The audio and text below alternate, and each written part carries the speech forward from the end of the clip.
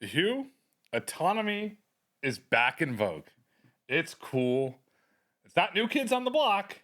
It's autonomy's back on the block.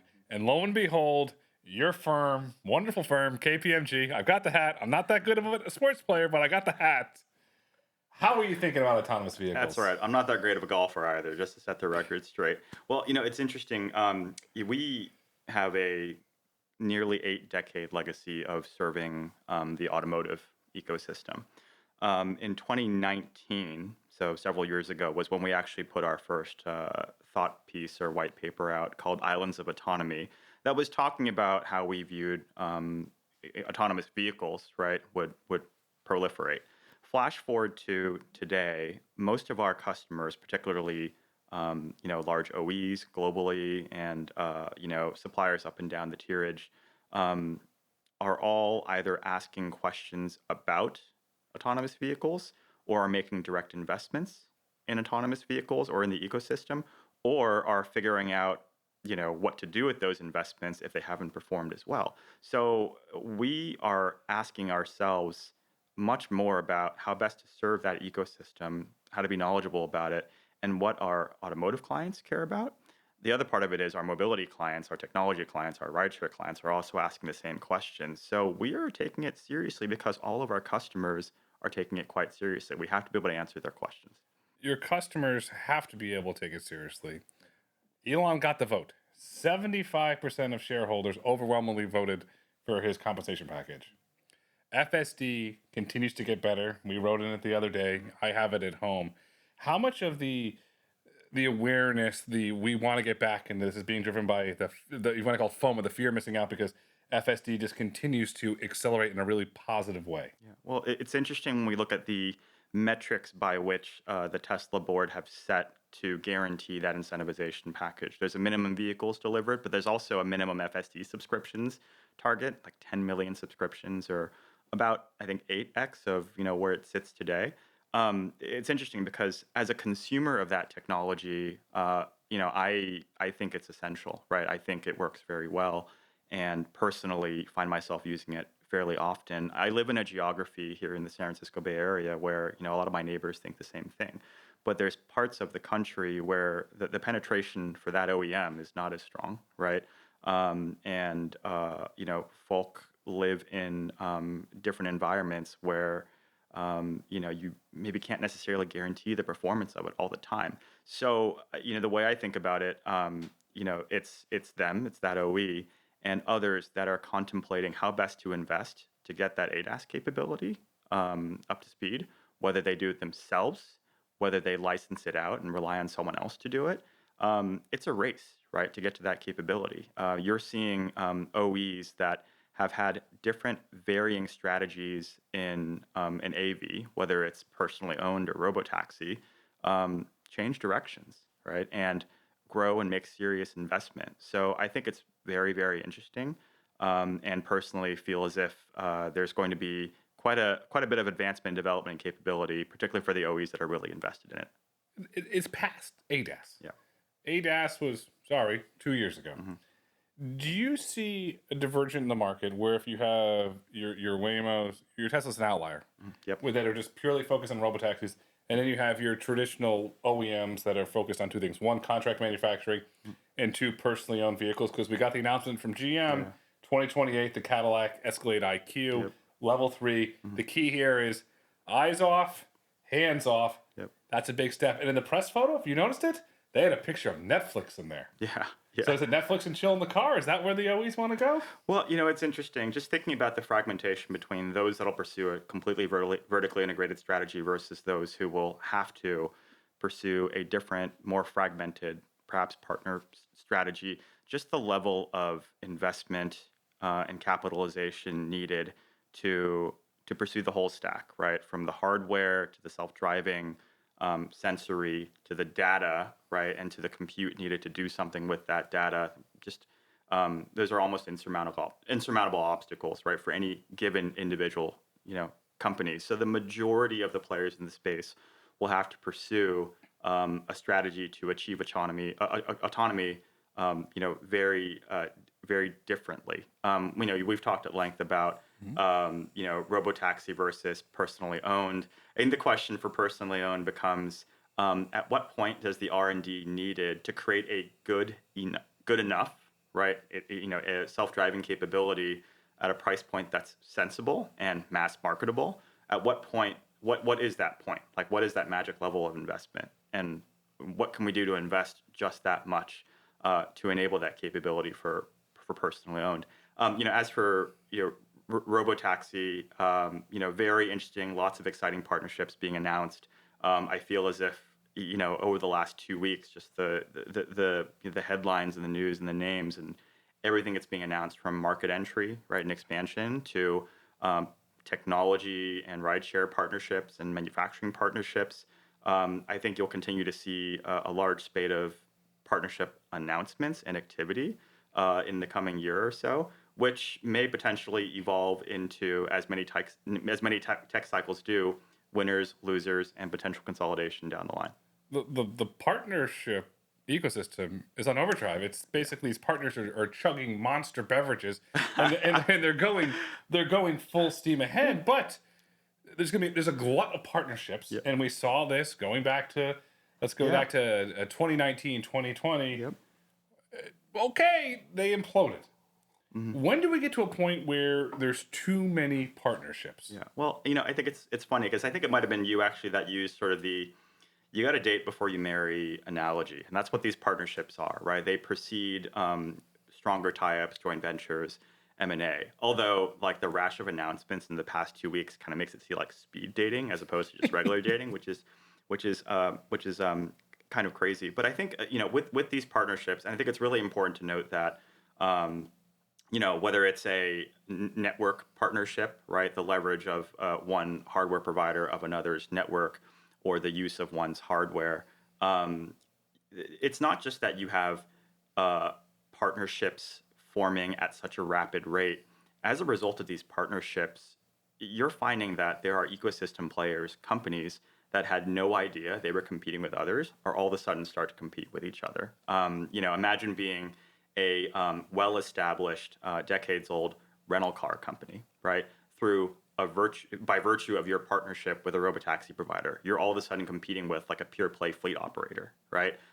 That wasn't in the playbook, 3-5 years ago, and now it's happening in real time and real speed. Often people are finding out as announcements are being made. So I know the question is, how do we figure out whether a partnership's real? But I see the pace of that accelerating faster, over the next 6 to 12 months before we actually start to see some of the partnerships, maybe the lack of success of some of those partnerships, not be advertised as loudly. Because the thing with these partnerships is, it's not as if the partnership doesn't do as well commercially or doesn't achieve its aims, you're not going to read a press release about it, right? No, neither partner or the partners is going to come forward with a statement saying, "Hey, didn't work out, irreconcilable differences." It kind of just fades into the background, right? And typically it goes the way of, acquisitions of capabilities, people leaving, that sort of thing. So I think that's what we can expect in terms of the proliferation of partnerships going forward. But what happens when partners become competitors? Yeah. Mm-hmm. And we're seeing that emerge, not just in the big one, but we're seeing that start to emerge with several companies now. Yeah. What happens then? Well, I'll give the perspective from an M&A practitioner. I'm an M&A practitioner by trade. I think the key difference to remember between partnership and like pure play M&A, whether it's an outright acquisition or like a joint venture or some sort of agreement, there's not a ton of teeth in those partnership agreements, right? So for example, like if we were dealing with two companies entering a joint venture, typically in that joint venture agreement, you have to spell out the assets you're contributing, the percentages, you have to spell out breakage terms, right? There's a lot you have to spell out because it's an actual trade and contribution of assets to a new entity. In a partnership agreement, they take many shapes and forms, but you don't necessarily have to spell out things that are that binding, right? The terms aren't necessarily don't need to be as binding as they might be with the finality of like a purchase or a sale agreement in an M&A. But because of that, right? Because of that, the actual success of that partnership, whether it works out or not, because it's not necessarily punitive to either for it to not work out because it's not being spelled out in an agreement with teeth. It just comes down to how much each partner is actually willing to invest at the operational level, to make it happen. And, sometimes if you see skeptical reactions from the street or companies to partnerships, it tends to be, hey, how much is each partner actually going to contribute, or what can they actually bring to the partnership? Is there a clear capability gap that one has that the other has that actually makes it fit? Those are the key questions to evaluate whether a partnership is going to be successful. Now, as to the point about, competition dynamic, I said earlier, when the partnerships don't go as planned, you won't see a pronouncement, right? When partnerships don't go as planned, it's egg on the face of both, right? So, I think you'll have to read between the headlines and between the announcements made to actually see whether partnerships live or die. You'll see it in the form of job descriptions that get posted. You'll see it in the form of, people moving from competitor to competitor, partner to partner. So you got to look at it that way. I have the KPMG hat on today, but I have the Clouseau hat on. That's but right. I do my inspections and reading these things. But so you have the partnerships. Some come, some go, some last, Yep. some get divorced, Yep. some stay married forever. Why is there this rush to put out a press release when you clearly spelled out you don't have this due diligence document of he said, she said, because that's what it comes to. Yeah. Why is there such a rush to push out these press releases? Why not bake the relationship, test it, date, and then go public with a press release if it all does work out? When, as you said, there's a clear agreement that could be used in the event of a separation. Well, I think, with the proliferation of announcements in that space, I won't speculate, but there's a headline pop. There's an effect, right, to a partnership being announced. In the automotive space, you have open innovation partnerships between OE suppliers, startups, and those typically are not broadcasted outwardly. It's actually just mutual agreement to collaborate on a pilot or a product or something, right, and to see where it actually goes. That's very different. That's very different materially than a partnership announcement. At the same time, it takes work to make a partnership announcement. Typically, when you make a partnership announcement, there's a volume commitment. There are dates thrown out there, right? There are metrics and measurables that are understood and valued by the investor community to actually, have the halo effect of a partnership announcement, to how you're valued. So, I don't want to undermine the work that corporate development, investor relations, and product teams, right, have to make and do in order to reach a conclusion to announce a partnership. But I think it tends to boil down to the involvement of like the product teams and the ops folks behind it to understand where the gaps and capabilities are and to actually put some substance to that announcement. If you look at, so you have the top level executives make a decision, but then you have the product team, and you have the implementation team, you have the policy teams, the legal teams. What happens if some of those lower level teams decide, hey, I don't like this person anymore? I mean, what do they have to replace them? What happens in that circumstance? Well, it's difficult because in a nascent EV ecosystem, even individuals sort of maybe further down the chain, more in the field, more operationally focused as opposed to product decision making or strategic, has knowledge too, right? That can be difficult to replace. It's not like there are a million companies out there, each with major fleet operations expertise, right? It's still concentrated in the hands and brains of a few leaders. And I mean, Grayson, you know this, right? Like the industry is, people kind of know each other on a first name basis, right? The industry is still, very, very small. The ecosystem still has a small town feel, right? I think what it comes down to is this. One trend that I've noticed among savvy partnership formation experts and M&A practitioners is the corporate development teams, right? The corporate development teams that are typically tasked with determining, evaluating, and executing M&A strategy are all of a sudden becoming very savvy product, engineering, ops, legal professionals. It used to be the typical pathway was banking or Big Four into corp dev, and then you drive deals. That still very much is a pipeline. But now you have engineering, right? Product folk, who have built and developed things, right, and deployed things, moving into corporate development, and taking that route. And I think that savviness at that level, at the deal making level, is essential to understanding whether a partnership is good from a business development move only or good from an actual value creation perspective. You hit the nail on the head. Small town. Yeah. There are very few of us that have been in this industry 15, 16 years, and we all know each other. Yeah. We're friends, our families are friends. We get together, go on vacation together. So it is very small. So a lot of this industry is personal. But I read a blog post recently, A16Z, and Jason Horowitz put out on Substack. They are seeing a significant increase in NDAs. And they're saying that is the first sign towards a brewing M&A activity. Yeah. Are you seeing the same thing that A16Z is seeing? Well, I can't speak to the count of NDAs I'm asked to review or sign or observe clientele sign. What I can say is this: I did mention earlier that like a partnership, maybe in terms of the rigor of the agreement, doesn't necessarily have to be as rigorous as like a joint venture or a pure play deal. But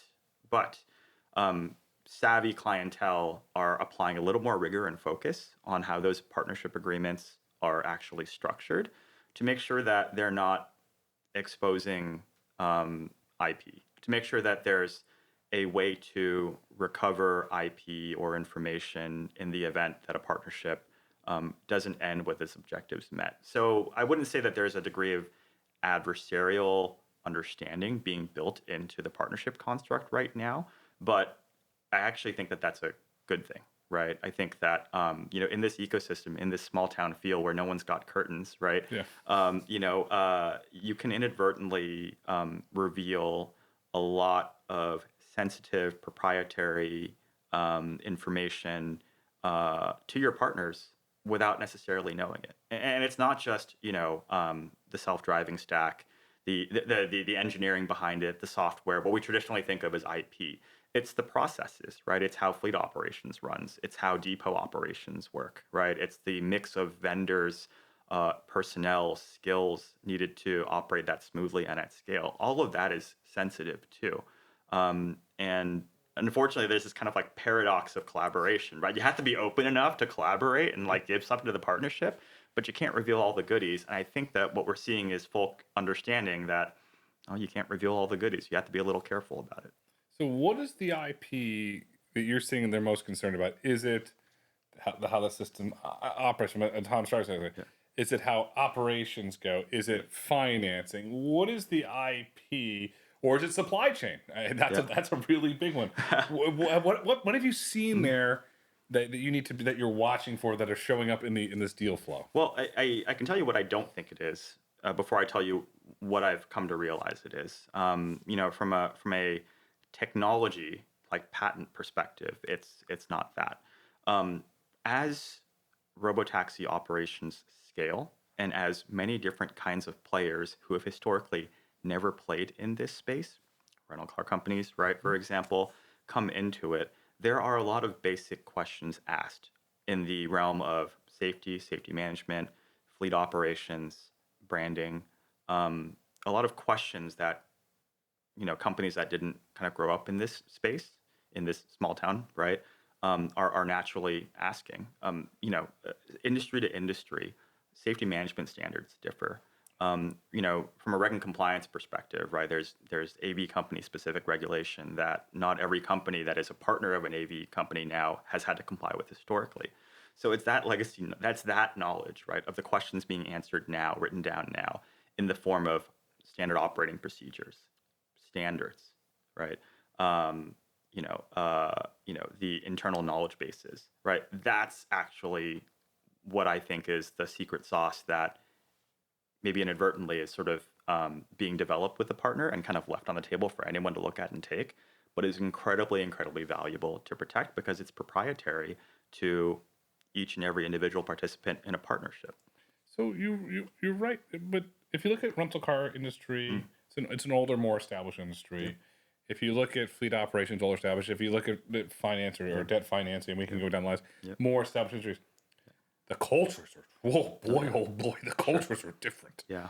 How do you, when you're putting together a deal, how do you get the cultures to mash? Well, you have to take advantage of the fact that for a lot of these players, it's their very first time working with a technology provider or a partner that's in a totally different space and mindset. Um, and when you do that, entering into a partnership with someone who comes from a totally completely different background, different corporate structure, right? Different longevity at that organization or company. I find that the partners that succeed the most are the ones who, despite not sharing common industry background or difference, have a natural curiosity and an understanding to want to know how to make it work, right?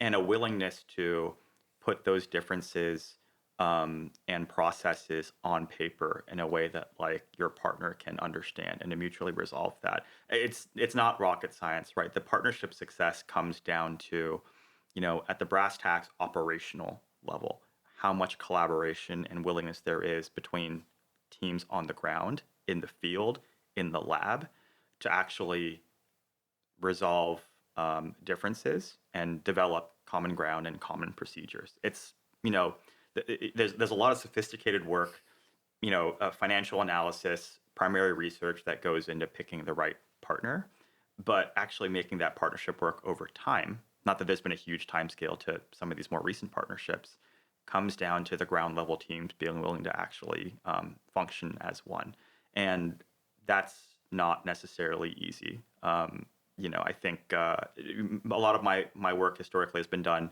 in kind of the non-EV legacy OE space, where the cultures, especially around supplier management, for instance, right, are very, very different, right, than some of our robotaxi leaders, right? And so managing those differences and understanding, what the other wants, extremely important. And you can only do that if you have worked kind of on both sides.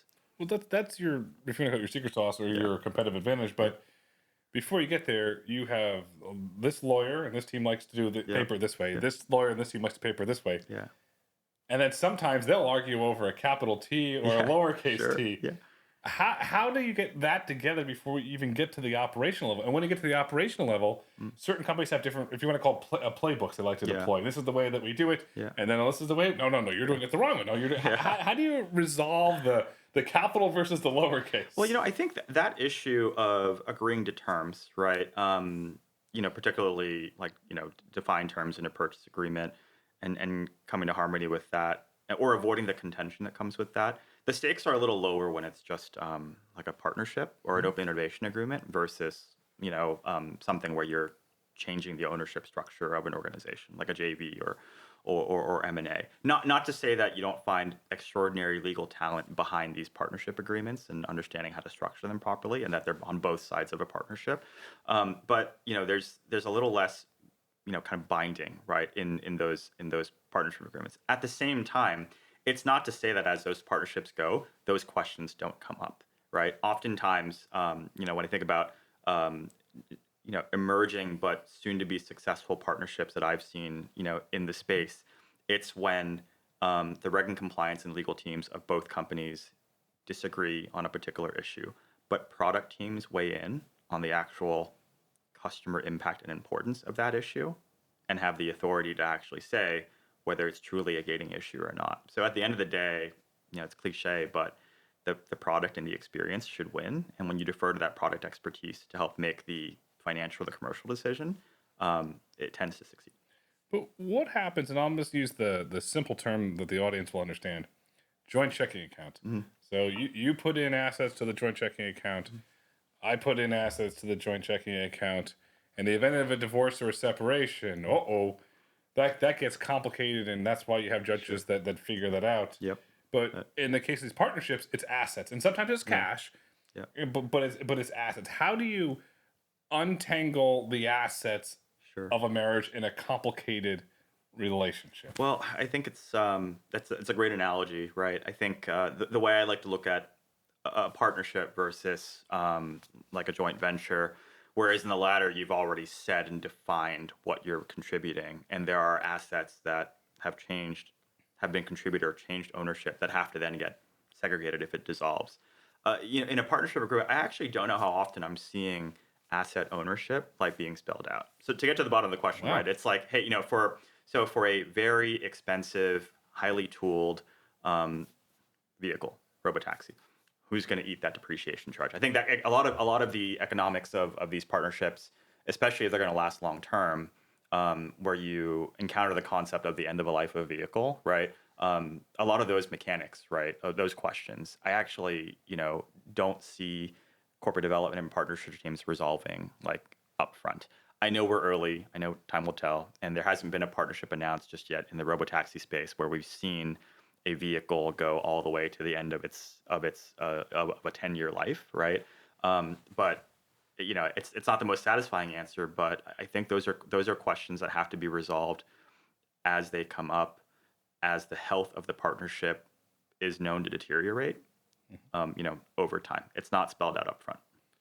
That's the depreciation has to be figured out. But then Yeah. rental cars, if there's a foreign substance, I'll Yeah. use the nice term, a foreign substance in the vehicle, it goes to the crushing machine and Yeah. it gets crushed and Yeah. it gets put out. Have we solved that, resolved that, figured that out with Robotaxi and in a partnership? Who takes the hit for that? Yeah. So a lot of it comes down to who owns and is registered on the vehicle itself, who is responsible for the maintenance, the cleaning, the fleet operator, right? Who is responsible? And you'll remember in many cases, right?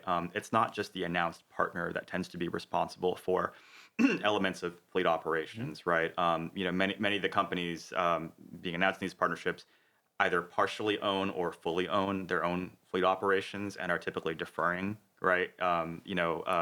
The decision, not the liability, but the decision of what to do with that harmful substance in car. So I think I don't. There have been kind of reported cases of partners in this ecosystem kind of going like this Yeah. and saying, we need to figure it out, but in a non-public, way. The key thing is, whenever there's regulatory authority involved, whenever the police are involved, that there's a very clear person on first base, right? And that's spelled out very clearly in agreement between the partners, and oftentimes it has to be. When we think about a fleet deployment, incident response, event response, and like the chain of communication, the timeliness of it to comply with reporting requirements, specifically as it relates to AV, actually requires both like the hardware operator and the fleet operator and whoever is doing the like remote response to actually be in sync, communicating very, very quickly. So oftentimes everyone's involved when that incident happens. If you look at it from a professional athlete, it's practice, practice, practice, Yeah. practice. And like baseball, hopefully win the World Series. It's Yeah. practice, practice, practice to win the World Series. For those incidents, is there a playbook that's followed, or if you want to use the term, a head coach Mhm. that kind of walks his team through it and they practice these scenarios? So if an incident does happen, all the parties are ready to come together to implement. I would say by and large, yes. When I think about much of the investment from a non-technology perspective that robotaxi players have made in operationalizing a fleet and making it safe for the sake of safety, scenario simulation, training, the actual live involvement of local authorities in the markets that you're deploying to, and the documentation of those processes, that's table stakes, right? I think, and I actually think it'll remain that way Mhm. because we're not at a level of, you know, like, we're not at a level of like governmental recognition of repetition of like robotaxi deployment that it's like natural just yet.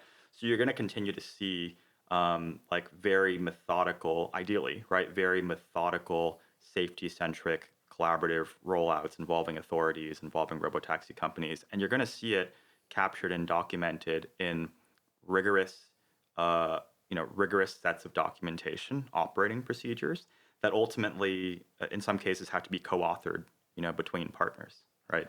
So yeah, that's what I think. Because I use the Hollywood term Mhm. above the line, so that's your Tom Cruise, that's your movie stars, Mhm. and below the line is the individuals that we're recording this in this beautiful studio Yep. here that do that. Yep. Why is the focus now is always on vehicle count? I harp on it all the time, Yeah. so I'm going Sure. to. It's vehicle count. Yep. It's partnerships. It's the California Public Utilities Yep. Commission. The miles driven. Why is there not this below the line larger focus when I could sit here and make a very intellectual argument to you Yeah. that 75% to 80% of the deployment goes Yeah. below the line? Yeah. I would actually argue to you in the same vein that what goes, as you put it, below the line is as big of a scaling factor or limiter, right, as vehicle supply, right, or supply chain constraints, or labor constraints, right, or reg for that matter, right.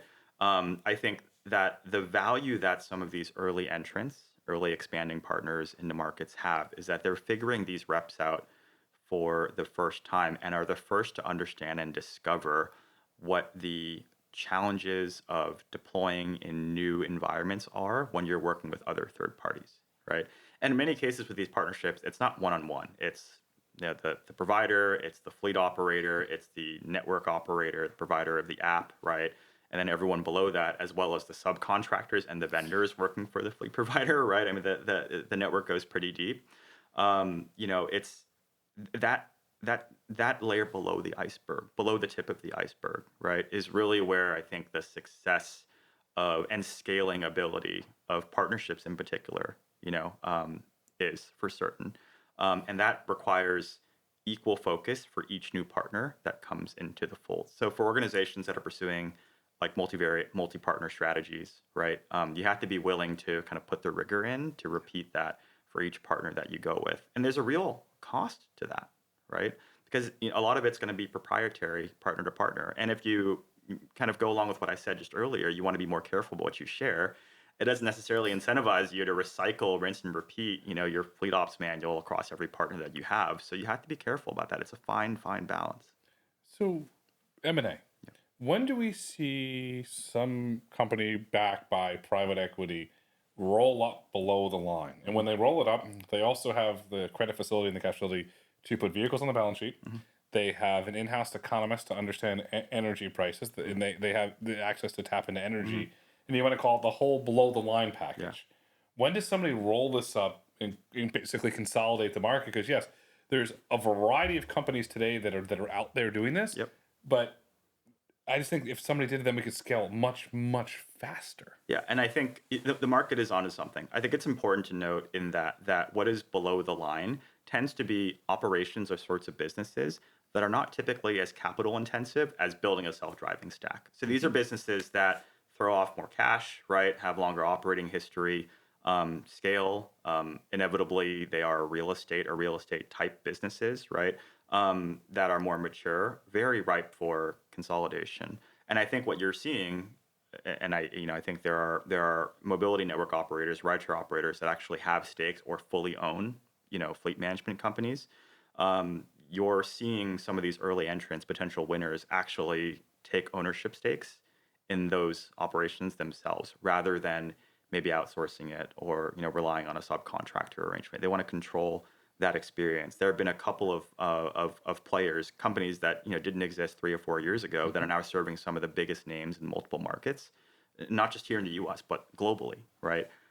So I think there's tremendous opportunity there, and certainly anyone that is not necessarily looking to roll up, but looking to control the cost and quality of fleet operations going forward needs to consider ownership stake. But why invest in multiple? That's what I don't understand. So Yeah. okay, so you invest in one, you invest in two. Why not just invest in one and pick your horse and back it? Sure.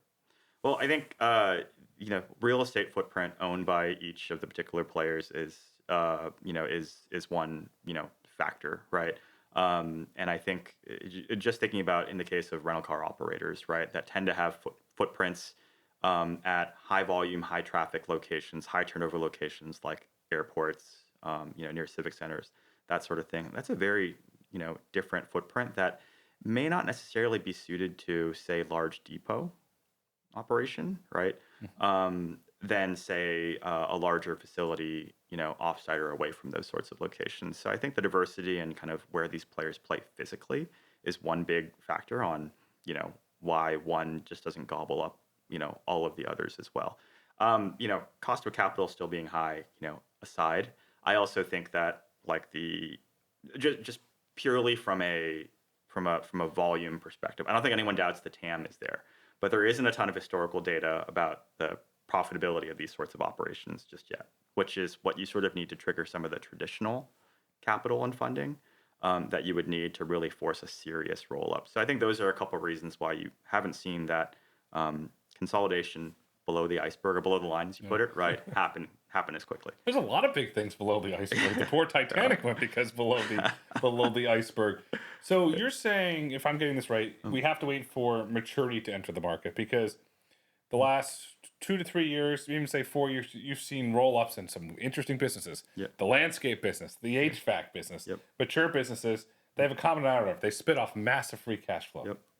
So do you think, 2027, and you and I both agree, is going to be a very pivotal year. So maybe are we looking to Q2, Q3, potentially Q4 2028, where somebody rolls it up and then tries to float it as an AV REIT, depending on the tax structure? That would be really interesting. And by the way, before I answer that, I'm going to change the analogy from iceberg and Titanic to something just a little more positive that doesn't imply tanking. So we're gonna go back to below the line and above the line, because I like that a little better. It's less of a hot take. I think so the question being, when do we see the current ecosystem and mode of partnership and collaboration turning into transaction? I think that I'm not going to throw an over-under of dates out there. You and I were talking about the late 27, early 28 timeframe. But my perspective is it's actually going to be a little more insidious than just like headline M&A, X buys Y consolidation.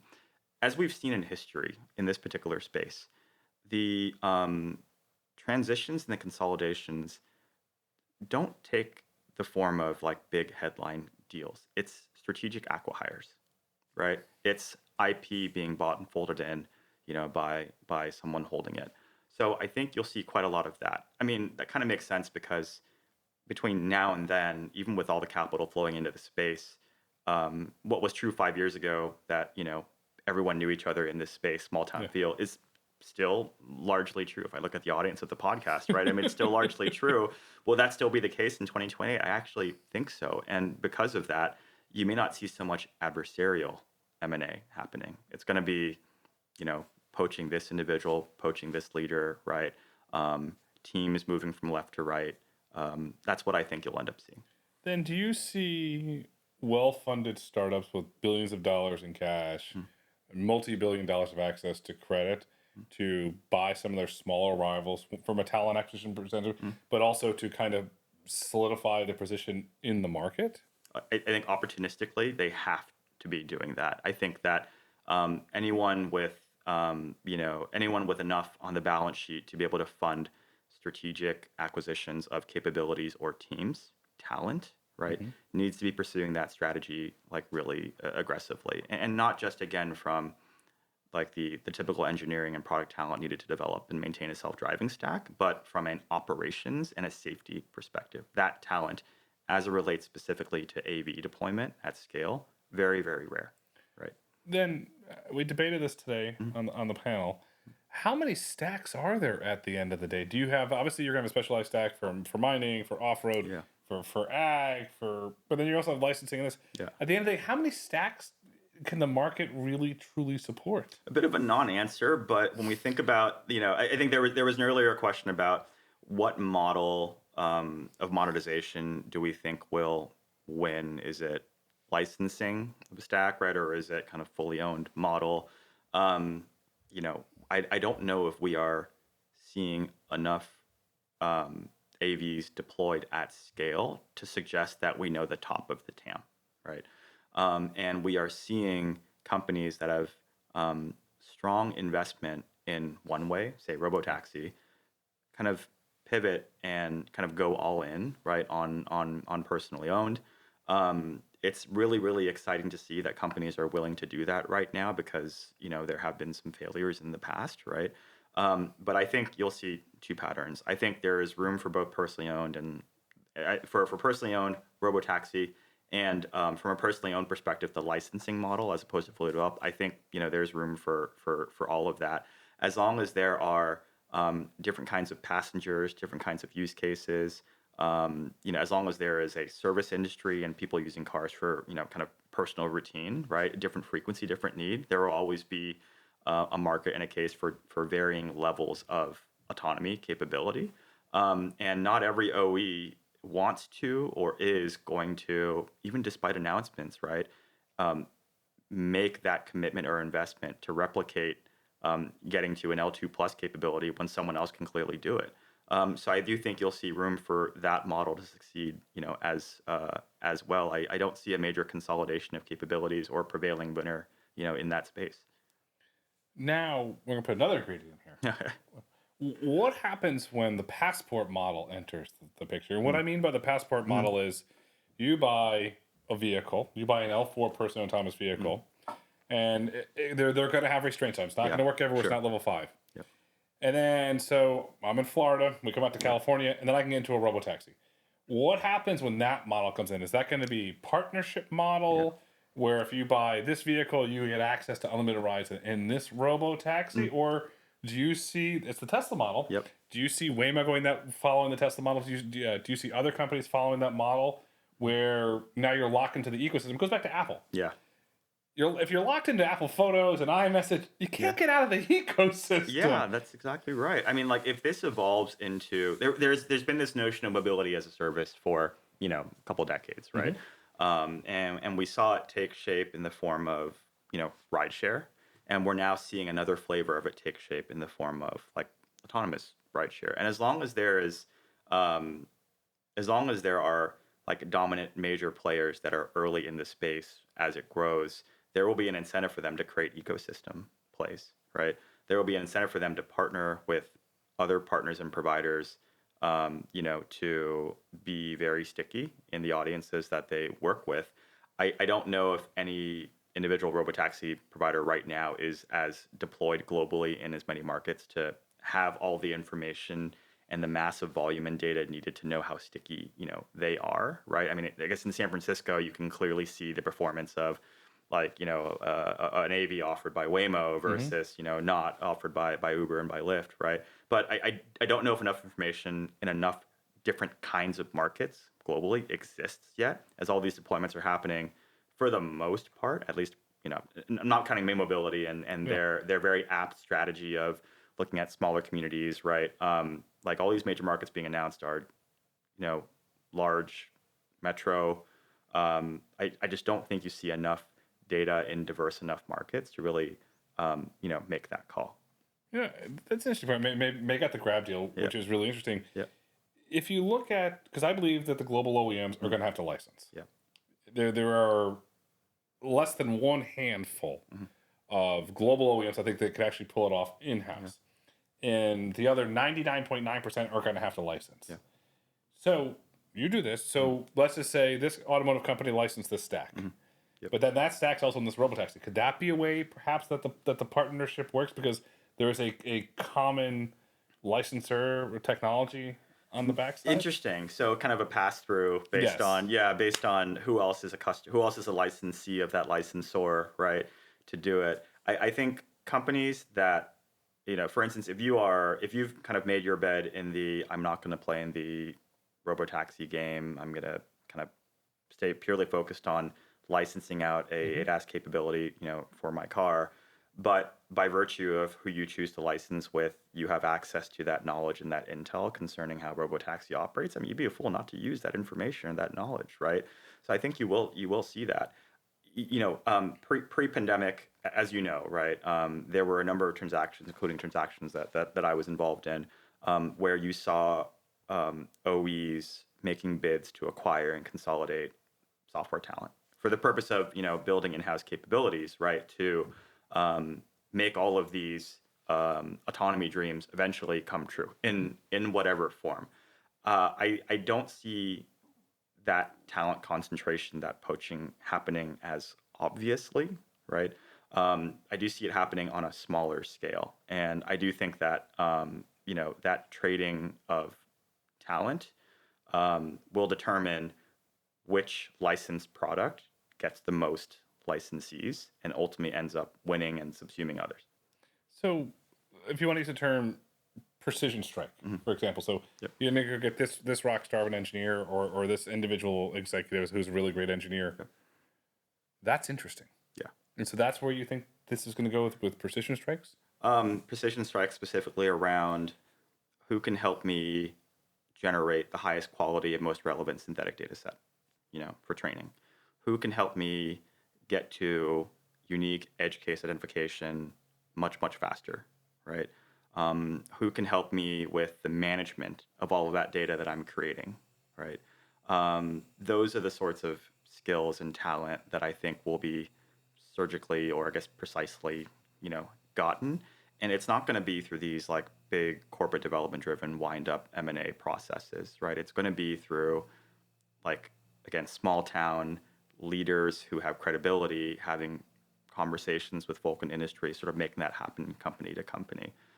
Which, when you think about partnerships, the original theme, right, we're kind of coming back to, right, that's kind of one of the best parts of these partnerships, in the sense that if they're non-committal, you're getting access to understanding your partner's talent and where they're strong, where you're not, in a way that you wouldn't have if you hadn't entered into that to begin with. So in the paradox of like collaborating, it's almost worth that risk just to understand what capabilities you don't have, particularly as it relates to talent. But how do you mitigate that risk? Yeah, it's tough. It's not like you can just go out there, right, and pick someone off the street and say, hey, build me a synthetic data set, right? It's tough. Well, first you have to train it. We need more individuals, more practitioners in that pipeline, developing those capabilities and training it.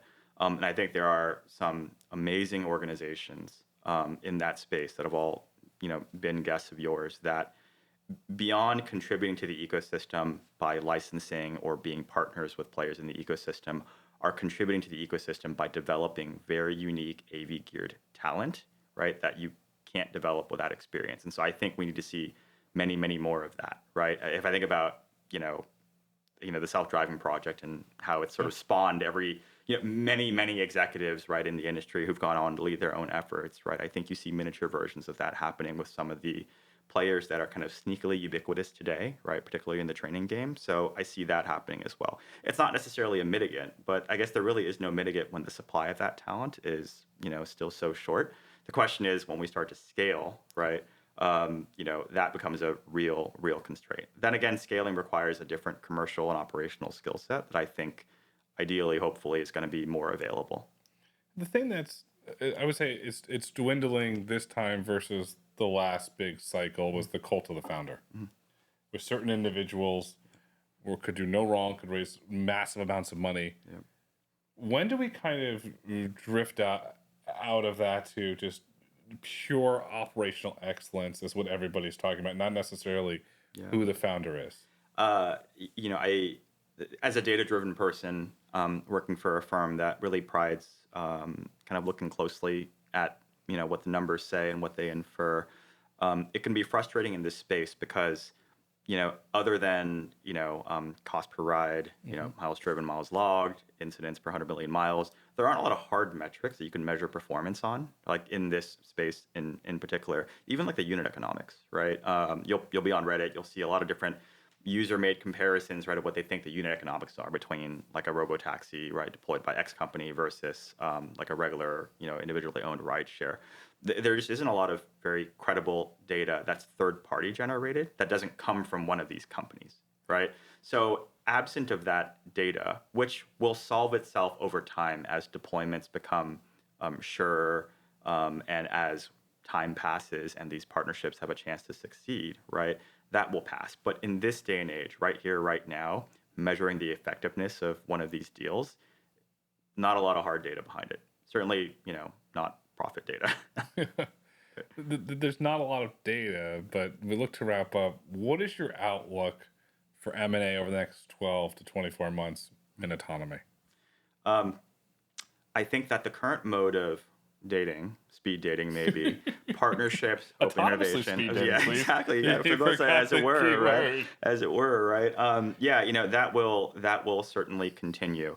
If we look at the world as a chessboard and we look at each major city as a market for autonomy with its own regulatory, logistical challenges, supply challenges, much of the world has yet to be announced yet, right? There's still many major metropolitan areas out there that are ripe customer bases for robotaxi use cases that haven't popped up just yet. So we're very early, right, in that game. And as we're early in that game, there still is room for alliances to be formed before people, get kicked off the island and don't succeed.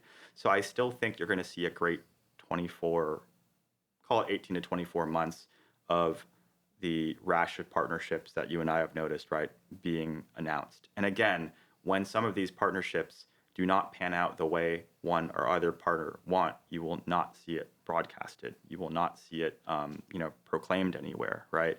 You won't see, earnings call commentary about it, right? So you have to look very closely to know who actually is losing, right? And then make judgments on who the winners and the losers are there. And the winners will consolidate, right? Those that are traditionally heavily capitalized, well funded, have at least, investor sentiment behind them, right? And very, very importantly, and I'm going to double down on this since it's your show, a handle on how to shape the policy in the markets that they're in while they can. Those will be the winners and those will be the acquirers. Yeah, I mean, the world is a big place.